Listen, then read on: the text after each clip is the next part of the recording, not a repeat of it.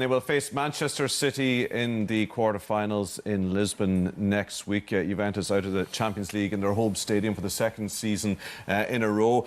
We talked in our live programme about how they sort of ran out of ideas and ran out of puff, but how crucial was that penalty decision early on in the game in making things tough for them? Yeah, well, it was certainly a tough task to begin with. You felt they were right in it. Just one goal behind, but then this, obviously in the fashion and the manner it was given, Lyon work it well. Aouar makes a run, which we've seen how many times this season from him. And then it's a conundrum for us here in the studio as to exactly what's happened, because it took us a right few times to watch it. This one here where Bernardeschi comes across and possibly clicks his own heels. Aouar. If they spot a touch there, I mean, they do have to give it, don't they, in terms of VAR? If they can conclusively say that they seen a touch, then yes, but I'll tell you what, it's not conclusive for me. He takes it really, really well, Memphis Depay. No fans in the stadium, obviously, but still a lot of pressure on it, because you set yourself up there for a little bit of embarrassment if it doesn't come off. Cool as you like, Depay scores the penalty and then concedes it, Brian.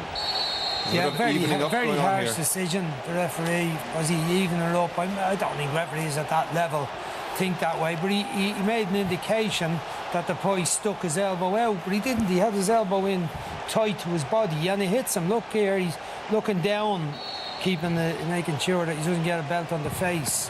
So it was a very harsh decision for me. Brilliant finish from Ronaldo, no surprise there. Just wasn't to be. Just keep scoring, doesn't he? Yeah, it wasn't enough for Juventus. Here's how the road to the final looks now. 6 of the last 8 have been decided, and it is Manchester City who will play Lyon next week. None of the 6 teams remaining have won the Champions League before. Obviously, that can change tomorrow night if Bayern, Chelsea or Barca get through. Manchester City, Lyon. Talk to us, Keith. How's that going to go? I strongly fancy Manchester City. I know they've had trouble with Lyon previously, but I just like the way they're going, how much it means to them.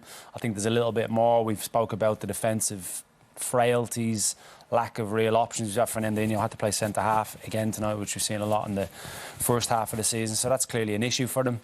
But you would have to say, you know, against Lyon, the way they set up, I would have to say they would get through, but then there's tougher tests ahead. Brian? Manchester City, I would think, yes. I think Lyon don't have enough when they had the ball, the little bits and pieces, but they were really hanging on and depended on the defence tonight.